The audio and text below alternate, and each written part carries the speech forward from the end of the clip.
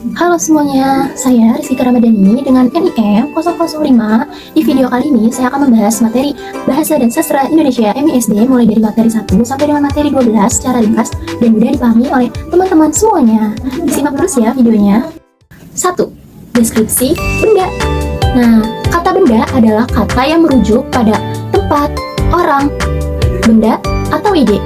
Nah, kata benda ini dibagi menjadi dua. Yang pertama ada kata benda konkret dan kata benda abstrak. 2. Identifikasi diri. Identifikasi diri adalah cara kita mengenal dan memahami siapa diri kita yang sebenarnya. Karena pada dasarnya setiap manusia memiliki keunikan dan ciri khasnya masing-masing.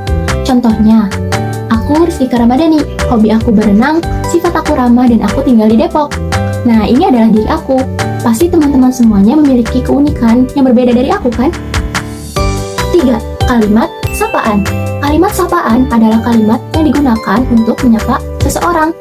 Nah, kalimat sapaan ini dibagi menjadi dua, yaitu kalimat sapaan formal dan kalimat sapaan non-formal. 4. Ada dialog, prolog, dan epilog. Nah, yang pertama ada dialog. Dialog adalah percakapan antara dua orang atau lebih untuk memberikan informasi. Contohnya menanyakan kabar. Hai, apa kabar? Lalu menjawab, Alhamdulillah baik. Bagaimana denganmu? Nah, yang kedua ada prolog. Nah, prolog ini adalah bagian pengantar atau pendahuluan cerita. Contohnya seperti ini. Nah, lalu yang ketiga itu ada epilog. Epilog adalah bagian penutup atau kesimpulan cerita. Contohnya 5.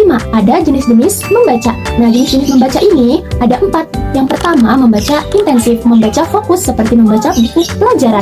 Nah, yang kedua, membaca ekstensif, ini membaca luas seperti membaca novel, kamu membaca dengan santai, menikmati alur cerita dan karakter setiap tokohnya. Nah, yang ketiga, ada membaca scanning, mencari informasi secara spesifik. Nah, seperti mencari nomor telepon di buku telepon. Nah, lalu yang terakhir ada membaca skimming, yaitu melihat gambaran umum seperti melihat judul, subjudul, dan paragraf pertama setiap bab untuk mengetahui isi bukunya. 6. Ada membaca puisi dan teks prosa. Nah, puisi itu seringkali lebih ekspresif dan imajinatif. Nah, untuk apa? Untuk menyampaikan pesan emosi, pengalaman, atau imajinasi seseorang. Nah, yang kedua ada prosa. Nah, prosa ini lebih naratif dan informatif. Nah, untuk apa? Untuk menceritakan sebuah cerita atau memberikan informasi. 7. Menulis tegak bersambung. Ini adalah contoh tulisan tegak bersambung yang rapi. Nah, dengan menggunakan buku garis 3 ini, membantu siswa menjaga kerapian dan ukuran tulisan saat mereka berlatih menulis huruf tegak bersambung. 8. Ringkasan dan ikhtisar. Dari contoh tersebut, bisa disimpulkan bahwa ringkasan adalah mengambil poin-poin penting tepat dari teks aslinya, sedangkan ikhtisar itu lebih bebas, selain poin penting bisa juga berisi pendapat pribadi. 9. Parafrasa. Jadi, parafrasa adalah mengungkapkan kembali isi teks tanpa mengubah maknanya. 10. Ada surat pribadi dan surat resmi.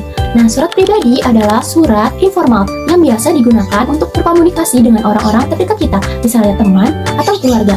Nah, sedangkan surat resmi atau formal ini biasa digunakan untuk berkomunikasi dengan perusahaan pekerjaan, instansi pemerintah, atau lembaga pendidikan. 11. Ada kwitansi dan formulir. Nah, ini adalah contoh kwitansi. Kwitansi ini digunakan sebagai bukti pembayaran. Nah, sedangkan formulir ini digunakan untuk mengumpulkan data pribadi. Terakhir ada pidato. Nah, pidato ini adalah memberi informasi yang bisa mempengaruhi dan menginspirasi audiensnya. Gimana? Sudah paham semua kan materinya? Semoga bermanfaat. Sampai bertemu di video selanjutnya. Bye-bye.